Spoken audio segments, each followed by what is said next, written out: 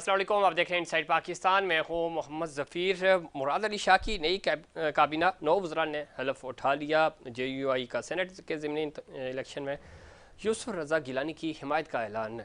दूसरी तरफ सदर ममलिकत वफाकी वज़ीर दाखिला का तनख्वाहें ना लेने का फ़ैसला। अडियाला जेल में दहशतगर्दी का खदशा, इमरान खान समेत तमाम कैदियों से मुलाकात पर पाबंदी आयद कर दी गई है। अगले 2 हफ्तों तक ये पाबंदी बरकरार रहेगी। बैरिस्टर गौहर भी ये बात कह चुके हैं कि बानी PTI को जान का ख़तरा है। अब मुतालबा किया जा रहा है उमर अयूब की तरफ से कि अडियाला जेल में इंसानी हकूक़ की खिलाफ वर्जियों की तहकीकात की जाएँ।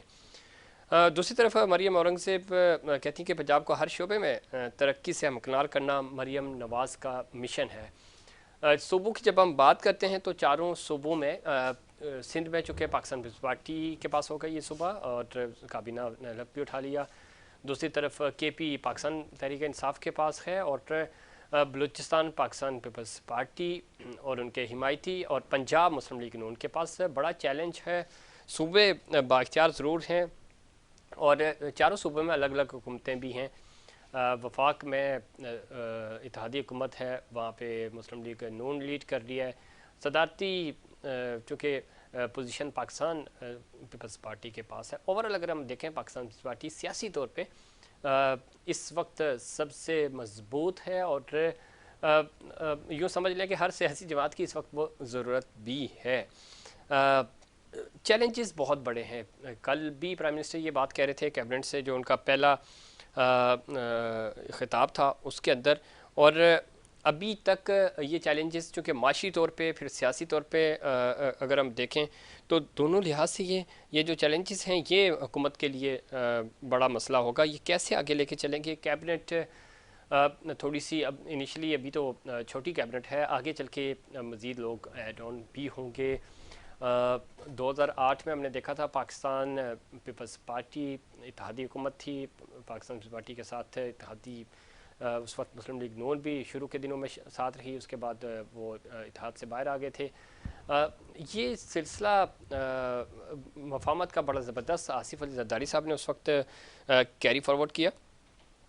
लेकिन अगर हम देखें आज की तारीख़ में तो क्या ये सारी मफाहमत आगे बढ़ेगी। प्रेसिडेंट हाउस से तब्दीली और जो एक नज़र भी है तमाम सियासी जमातों की, वो कितनी इम्पॉर्टेंट होगी, ये ज़्यादा इसके ऊपर फोकस करना होगा। दूसरी तरफ सबसे बड़ा चैलेंज ज़ाहिर गर्दिशी कर्ज़े हैं और इनके लिए IMF के साथ मुज़ाकरात भी चल रहे हैं। इनको मैनेज कैसे किया जाएगा, प्राइम मिनिस्टर के लिए ये एक बड़ा चैलेंज होगा। और साथ ही साथ चूँकि रमज़ान के बाद सियासी जमातें वापस सड़कों पे होंगी, जो अपोजिशन जमातें हैं, तो ये जो चीज़ें हैं ये इतनी मुश्किल हो जाएंगी इत्तेहादी हुकूमत के लिए। और वो इत्तेहादी हुकूमत है जिसके पास अपनी पोजीशन नहीं है, मैंडेट के हवाले से क्वेश्चन मार्क्स हैं, गो कि हर इलेक्शंस में ही रहे। लेकिन ये वो चीज़ें हैं जो आगे मुश्किल पैदा कर सकती हैं। ख़ुद पाकिस्तान पीपल्स पार्टी आइनी तौर पे ज़रा सेनेट के इंतखाबात होंगे, वहाँ पे यूसुफ रज़ा गिलानी की को हिमायत हासिल है, JUI की भी, और ज़ाहिर है आहिस्ता आहिस्ता चीज़ें जो हैं वो पाकिस्तान पीपल्स पार्टी की फेवर में तो जा रही हैं। बड़ा ज़बरदस्त किरदार इस वक्त अदा कर रहे हैं और चीज़ों को बहुत तरीके से मैनेज कर रहे हैं आसिफ अली ज़रदारी साहब। अब उनके पास एक बड़ा आइनी ओहदा भी है, तो मामला आगे कैसे बढ़ेंगे। और इसमें जो इसमें सबसे जो इम्पोर्टेंट अमल है वो ये है कि सूबों के पास इख्तियारात तो हैं, लेकिन जो डेवलपमेंट्स के काम हैं और जो एक कम्बिनेशन है वफाक के साथ, वो कैसे बेहतर या इम्प्रूव किया जा सकेगा। वज़ारत ख़ज़ाना की जब हम बात करते हैं तो ज़ाहिर माशी चैलेंज है और वज़ारत ख़ज़ाना की जो माशी टीम है वो IMF के साथ मुज़ाकरात भी करेगी। और जो अभी मोहम्मद औरंगज़ेब की वज़ीर ख़ज़ाना तैनाती हुई, इसको भी ब्लूमबर्ग ने बड़ा मुस्बत करार दे दिया। उनको माजी में बड़ा अच्छा एक्सपीरियंस भी है इस चीज़ को लेकर, तो ज़रा IMF को शायद बेहतर तरीके से वो डील कर पाएंगे। और सिर्फ IMF नहीं, यहाँ चूँकि जब हम बात करते हैं पाकिस्तान में तो अपोजिशन जमातों को भी आपको मैनेज करना होगा। सियासी तौर पे थोड़ी सी जो कशीदगी में कमी आएगी तो माशी तौर पर चीज़ें बेहतरी की तरफ जा सकेंगी। तो जब हम सियासी इस्तेकाम की बात करते हैं तो सियासी इस्तेकाम कैसे मुमकिन होगा अगर अपोजिशन जमातें सड़कों पे होंगी, अगर प्रोटेस्ट हो रहा होगा। और इस प्रोटेस्ट के अंदर हमने देखा कि पहले भी बहुत सारे इश्यूज़ रहे। जब 2014 में पाकिस्तान तहरीक इंसाफ ने उस वक्त प्रोटेस्ट किया था, धरना दिया था।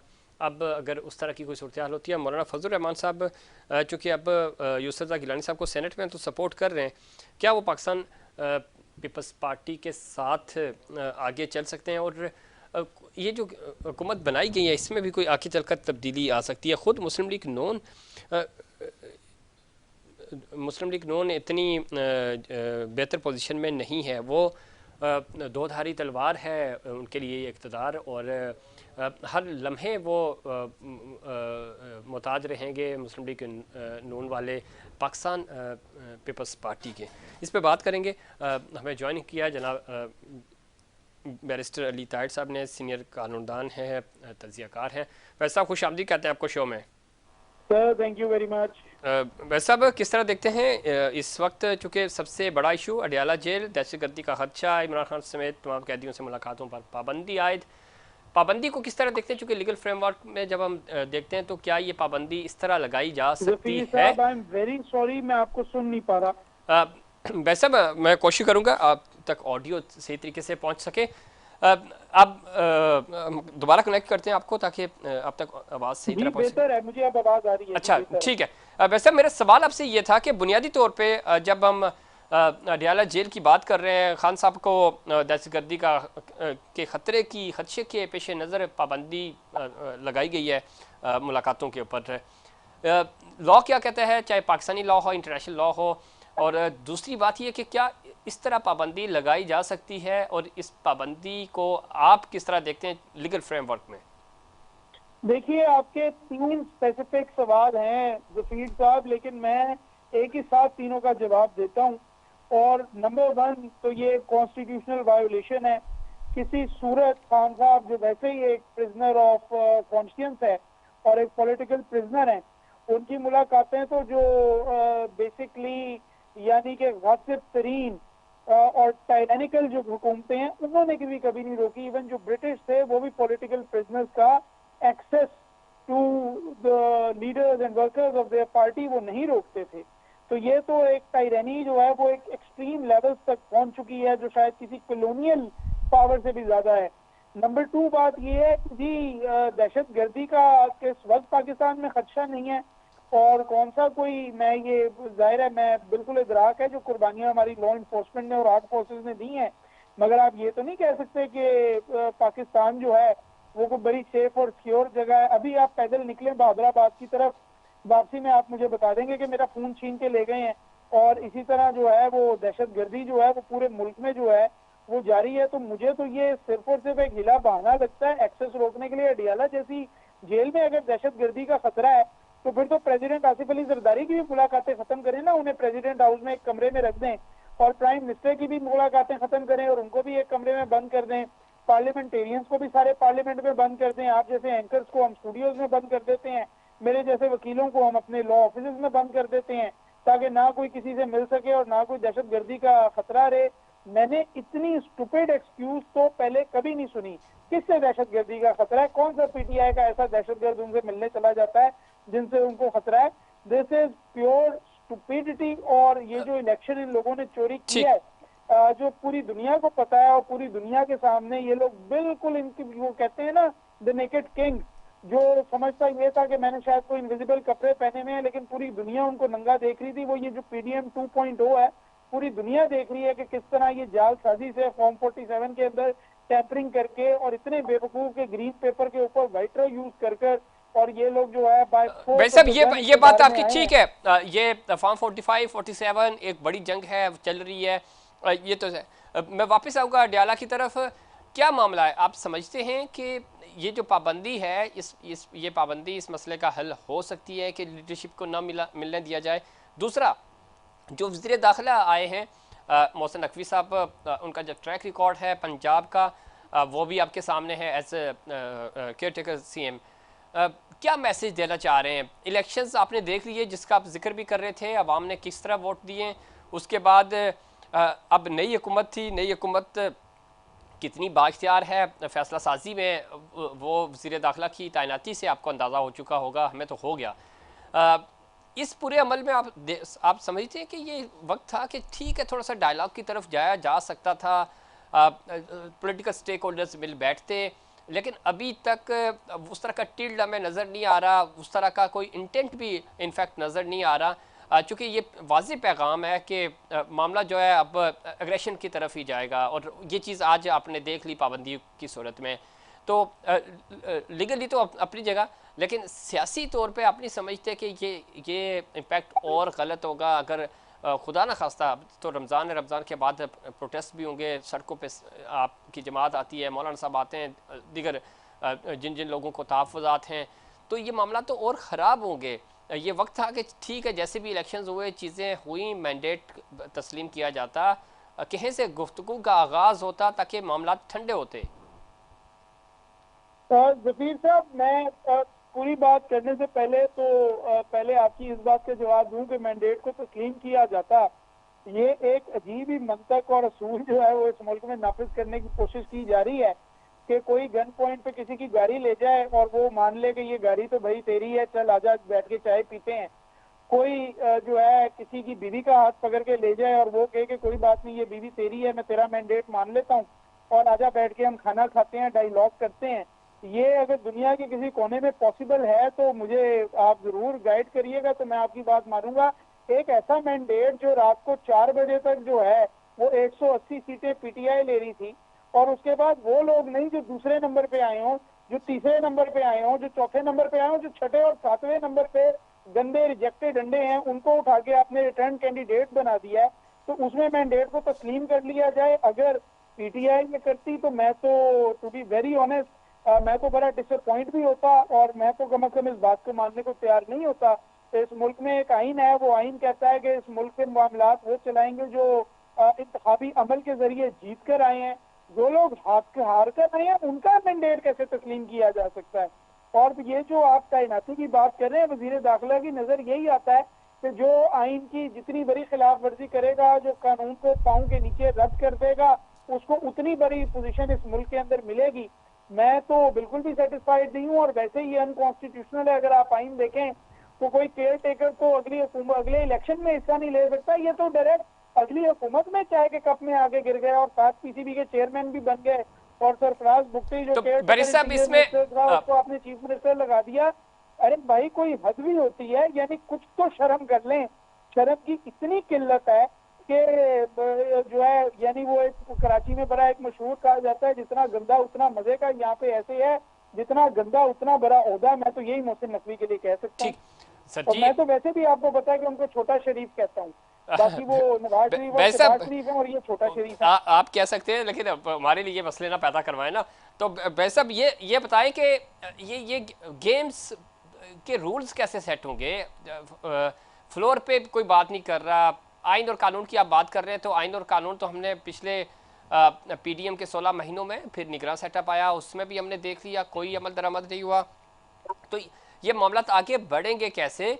आइन और कानून की बालादस्ती चीफ जस्टिस साहब से तो बड़ी उम्मीदें थी, आपको भी लगता है कि राइट नाउ चीज़ें इतनी हो रही हैं कि इदारे, चाहे जितने भी आइनी इदारे हैं, उनके ऊपर भी क्वेश्चन मार्क्स लगते जा रहे हैं? नहीं जी, मुझे तो टू बी वेरी ऑनेस्ट मेरे इंस्टीट्यूशन के हेड हैं और उनकी इज्जत करना मेरे ऊपर फर्ज है, और मैं इज्जत करता भी हूँ। लेकिन इलेक्शन सिंबल वाले केस के बाद तो मुझे चीफ जस्टिस साहब से ऐसा कोई उम्मीद नहीं रही थी। और आज चीफ जस्टिस साहब ने भी आज एक रिमार्क भी दी है, ऑब्जर्वेशन भी दी है प्रेस एसोसिएशन सुप्रीम कोर्ट वाले केस में, जिसमें उन्होंने कहा है कि मैं मीडिया से बिल्कुल नहीं डरूंगा। और वो नजर भी आ रहा है, जिस तरह असद अली टूर की फेंटी लगाई जा रही है और इमरान रियाज खान की फेंटी लगाई जा रही है, उससे नजर भी आ रहा है कि वो बिल्कुल इंटीमिडेट नहीं होंगे मीडिया से। तो मुझे तो ऐसा कोई उम्मीद नहीं, लेकिन हाँ ये जरूर है कि मुझे जो मुल्क के अंदर इलेक्शन ट्राइब्यूनल बनाए गए हैं, क्योंकि वो इंडिपेंडेंट फॉरम से मौजूद है, तो मुझे उनसे बड़ी उम्मीद है। और मुझे लगता है कि बड़ी जल्द जो ये जो एक जाली मेजोरिटी नून लीग ने ली हुई है ये इनकी जाली मेजोरिटी भी खत्म होगी और इनके बहुत सारे कोलिशन पार्टनर्स जो हैं, फॉर एग्जांपल अगर मैं पीपल्स पार्टी की बात करूं तो उन्होंने कुछ 3 से 4 सीटों पर बेईमानी की है, बाकी तो मैंडेट लेके आई है पीपल्स पार्टी, लेकिन एमक्यूएम तो हर सीट के ऊपर चोरी करके आई है। तो उसका तो पार्लियामेंट से बिल्कुल, अगर ये ट्राइब्यूनल ने फैसले कर दिए तो उसका तो पार्लियामेंट से बिल्कुल सफाया हो जाएगा। आगे अच्छा का बैरी जो साहब, मंजरनामा मुझे नजर आ रहा है, जी जी जफीर साहब, टू कंक्लूड, जो मुझे आगे का मंजरनामा नजर आ रहा है उसमें तो यही नजर आ रहा है कि अल्टीमेटली जो असली मैंडेट लेके आए हैं उनका मैंडेट रियासती इदारों को और बाकी सियासी जमातों को कबूल करना पड़ेगा, और यही आगे तरीका है चलने का। बैरी साहब, एक एक प्लान ए बी सी होता है, बज़ाहिर तो यहाँ नहीं लग रहा कि कोई प्लान बी या सी के ऊपर अमल होगा। अब कहा जा रहा है कुछ पावर कॉरिडोर्स के अंदर ये चीज़ें भी डिस्कस हो रही हैं कि एक ऑप्शन था, जितना जोर लगाना था लगा दिया, वादे थे, बात हुई थी नहीं हुई थी, ठीक है, अब कैबिनेट बनाए, आपके पास 6-8 महीने हैं, देखते हैं कि आप चीज़ें कैसे मैनेज करते हैं। अगर तो मैनेज करने वालों ने ही करनी है, पॉलिटिकल फेसिस जो इस वक्त हमें हुकूमतों में नज़र आ रहे हैं वो परफॉर्म नहीं कर सके, ताश के पत्तों में फेंटी लगती है, तो कुछ आपको लगता है रद्दबदल होगा, गेम चेंज हो जाएगा? क्योंकि जो जिस चीज़ का जिक्र आप कर रहे हैं वो ऑप्शन मौजूद है किसी भी वक्त, चाहे जितने भी कमीशन बने हैं उन्होंने फैसले सुना दिए कि हैं रिकाउंटिंग हो गई तो बड़ी बड़ी सीटें जा सकती हैं। तो ये हमारे यहाँ एक ये ऑप्शन आपको पता है कि पूरे 5 साल रहता ही है, किसी भी वक्त ये चीज़ पलट सकती है।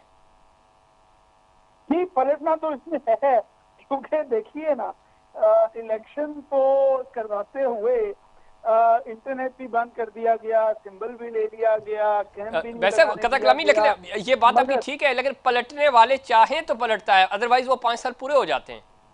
नहीं, मैं फिर अब जाहिर है कि बहुत खुल के आपके प्रोग्राम में बात नहीं करूंगा, लेकिन मैं आपको ऐसे ऐसे हिस्टोरिकल एग्जांपल दे सकता हूं जहां पे पलटने वाले खुद ही पलटे गए थे, और 2007 में ये हुआ था, 1971 में ये हुआ था। तो ये ऐसा नहीं है कि जो चीजों को पलटते हैं वो उनको खुद भी कभी कभार बैकफुट पे नहीं जाना पड़ता। आप खुद देख लीजिए, कल मैं पीएसएल में मौजूद था, हर जगह कैदी नंबर 804 के नारे लग रहे थे। वुकला के अंदर, प्रोफेशनल्स के अंदर, मिडिल क्लास के अंदर इमरान खान ने अपना दिल कर ली है, अब वो कोई डील मानने को तैयार नहीं है। और मैं जो किसी वक्त में बड़ा मुखालिफ पीटीआई का होता था, आपके प्रोग्राम्स में ही जी आता था, बिल्कुल। मैं कहता हूं कि इस वक्त जो है मैं सीने पे खान साहब के लिए गोली खाने को तैयार हूं, क्योंकि उसने ये दिखाया है कि एक वो तो है जो खड़ा हुआ था यहाँ पे। तो जो लोग हैं जो पलटते हैं और पलटाते हैं, मगर जिनका ये आईनी और कानूनी रोल नहीं है, मेरे ख्याल में उनको वापस अपने रोल में, जो उनका कॉन्स्टिट्यूशनल लीगल रोल है, वहां पे जाना पड़ेगा। ठीक। और जैसे चीफ ऑफ आर्मी साहब बाजवा साहब उस वक्त से उन्होंने कहा था कि इदारों की इज्जत तभी होगी जब वो सियासत से अपने आप को डिसोसिएट कर लेंगे, और सियासत के अंदर पाँव करना, इंटरफेरेंस करना, मुदाखलत करना, वो एक बहुत बड़ी गलती है, जिसकी वजह से कि फिर जाहिर है कि उनकी जो एक इंस्टीट्यूशनल रेपुटेशन है उस पर भी फर्क पड़ता है। तो मेरे ख्याल में तो थोड़ी देर तो डंडे का जोर चल सकता है, लेकिन ये नहीं हो सकता कि पूरी जिंदगी डंडे का जोर चलता रहे और आप लोगों की जो एक ऑर्गेनिक आवाज है उसको दबा लें। ठीक, वैसे अब जाते जाते ये बता दीजिएगा, आखिरी बात है, क्या कोई चांसेस हैं खान साहब को बनीगाला मुंतकिल करने के वाले से भी बात हो रही है, तो आपको लगता है कि ये एक तो ऑफर तो खैर खान साहब ने पहले भी रिजेक्ट कर दी थी, लेकिन आपको लगता है कि ये सही डिसीजन होगा कि उनको बनीगाला शिफ्ट कर दिया जाए और इसी को सब जेल करार दिया जाए? एब्सोल्युटली नहीं करेंगे। उसकी वजह ये है कि उन्होंने जो, यानी आप देखिए ना, खान साहब के पाँव में गोली लगी तो वो चुप करके बैठ तो नहीं गए, या वो डियाला में उनको भेज दिया तो उन्होंने कोई डील तो नहीं कर ली, उनके कोई प्लेटलेट्स तो नहीं डाउन हुए। तो मुझे नहीं लगता कि वो बनी गाला में मानेंगे, और ये फोर्सफुली उनको उधर रिमूव इस वजह से भी नहीं करेंगे क्योंकि जो बंदा इनके लिए नाइटमेयर्स बना रहा है जेल के अंदर से, और इनको रातों को नींद से उठा रहा है इनके ख्वाबों में आके, वो अगर बनी गाला चला गया तो वो क्या करेगा? और ज्यादा खतरनाक हो जाएगा। होगी। जी, वो खान साहब ने कहा था ना, मैं अंदर जाके इनके लिए और ज्यादा खतरनाक हो जाऊंगा। अब ये रियलाइज कर रहे हैं कि अगर बाहर निकला है तो, और ये बड़े ही पैराडॉक्स में फंस गए हैं कि जहाँ खान साहब को शिफ्ट करेंगे वो इनके लिए और खतरनाक से खतरनाक। बहुत शुक्रिया जनाब बैरिस्टर अली ताहिर साहब का प्रोग्राम वक्त देने के लिए।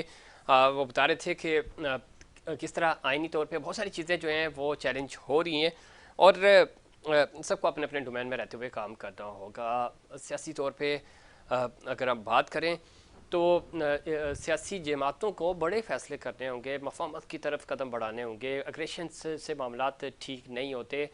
और अग्रेशन बहुत ज़्यादा हो चुका है पहले भी, और अब मामला बेहतरी की तरफ जाने चाहिए। तमाम स्टेक होल्डर्स को मिल बैठना चाहिए, बात करनी चाहिए, आगे बढ़ना चाहिए। फोरम मौजूद है, नुमाइंदगी मौजूद है, और इस चीज़ का फ़ायदा उठाते हुए जहाँ जहाँ कमज़ोरियाँ हैं उनका ख़ात्मा किया जाए, और पार्लियामेंट को मजबूत किया जाए, सूबों को मजबूत किया जाए, लोकल बॉडीज़ को इख्तियारात दिए जाए। तो ये सारे ऑप्शंस सियासी जमातों के पास मौजूद हैं। अगर उन्होंने अपनी अपनी पोजीशन छोड़ी तो इस चीज़ का नुकसान अल्टीमेटली पॉलिटिकल पार्टीज़ को ही होगा, जमहूरियत को ही होगा, और ये वक्त है कि वो चीज़ें बेहतरी की तरफ ले जा सकते हैं। लेकिन देखना यह है कि सारे अमल में अब सियासी जमातें संजीदगी से कितना लेती हैं पूरी सूरत हाल को। अगर तो ऑनरशिप ली गई, चीज़ों को बेहतर किया गया, तो ये एक बड़ी कामयाबी होगी। तमाम जमातें मिल बैठें और मफाहमत की तरफ आगे बढ़ें। इस पर मज़ीद बात करेंगे। हमें ज्वाइन किया जनाब निसार अहमद खोड़ू साहब ने, सदर पाकिस्तान पीपल्स पार्टी सिंध के सीनियर रहनुमा हैं, सीनियर सियासतदान हैं। खोड़ू साहब खुश आमदीद कहते हैं आपको शो में, प्रोग्राम में खुश आमदीद कहते हैं जनाब। बहुत शुक्रिया जनाब। अब किस तरह देखते हैं खोड़ साहब, इस वक्त आसिफ अली जरदारी साहब ज़ाहिर दूसरी बार सदर मुंतखब होने वाले पहले सिविलियन हैं, और मफाहमत की बात कर रहे हैं, चीज़ें बेहतरी की तरफ ले जाने की बातें हो रही हैं। पाकिस्तान तहरीक इंसाफ की तरफ से भी थोड़ा सा टिल्ड हमें नज़र आया। वो भी चाहते हैं कि एजुकेशन पे, दीगर मामलात पे हम हुकूमत को सपोर्ट करेंगे, अच्छे कामों पे सपोर्ट करेंगे। तो आप समझते हैं कि नए दौर का आगाज़ होगा, मफाहमत की तरफ चीज़ें जाएंगी, और हम जो पिछले कई महीनों से हम देख रहे थे एक सियासी शिद्दत पसंदी थी, उसका खात्मा भी हो सकेगा? आप मुझे समझ में नहीं आ रहा कि आपको क्यों इतनी सारा तजस्सुस है। आसिफ अली जरदारी के मुखालिफ जो उम्मीदवार थे जी, बहुत इज्जत वाले बंदे हैं, सियासत में बड़ा नाम है उनका, एक क्रेडिबिलिटी है उनकी जमहूरी जद्दोजहद के लिए। उसने खुद कहा कि पहली दफा ये साफ और शफाफ इलेक्शन हुआ है, न कोई बिका न कोई किसी ने खरीदा जी। अब जब इतने बड़े अल्फाज कहे गए हों कि जो मौकिफ के खिलाफ था, पीटीआई के मौकिफ के खिलाफ था, बिल्कुल, क्योंकि पीटीआई तो शायद हुकूमत को मानती नहीं, लेकिन इलेक्शन प्रोसेस को जो अचकजई साहब बोल गए, उससे अलावा और क्रेडिबिलिटी क्या चाहिए? रही बात के आगे क्या होगा, तो जरदारी साहब का पिछला किरदार आपको याद करना चाहिए। वो पिछला किरदार जो उन्होंने अपनी वो अख्तियारात, जो फरूनी अख्तियारात थे, जो ज़ियाउल-हक ने बनाए थे, जो इसहाक खान ने कंटिन्यू किए थे, वो सारे अख्तियारात उसने अपने आप से छुड़वा के और पार्लियामेंट को दे दे। यानी इसका मतलब ये हुआ कि ये सदर जमहूरियत को अहमियत देता है, जी, जमहूरियत को अहमियत देता है, पार्लियामेंट को अहमियत देता है, अवाम को अहमियत देता है। ठीक है, ये किरदार जो है वो किसी से भूलता क्यों है? नहीं भूलना चाहिए, क्योंकि ऐसे लोग भी होते हैं इस सियासत में कि जिसने पार्लियामेंट को मजबूत बनाने के लिए अपने वो डिस्क्रेशनरी अख्तियार दे दिए हों। तो जब माजी इतना शानदार रहा हो, तो आगे के लिए सियासत में उसका मुसब्बित किरदार हमेशा काम आएगा।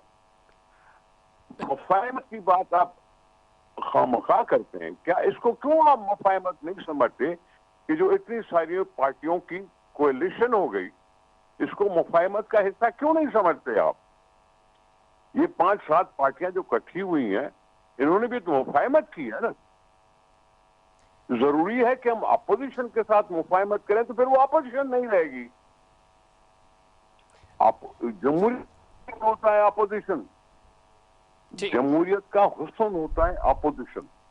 लेकिन अगर अपोजिशन भी मिल जाए आप सबको साथ, तो फिर अपोजिशन कौन करेगा? नहीं, अपोजिशन नहीं मिलती। आप इसको इस अंदाज से क्यों लेते हैं कि जी मुफाहमत का अमल शुरू होगा? भाई मुफाहमत तो ये भी है जो कोalition बनी है। खोड़ साहब, मुफाहमत है बिल्कुल, इसमें तो कोई शक नहीं।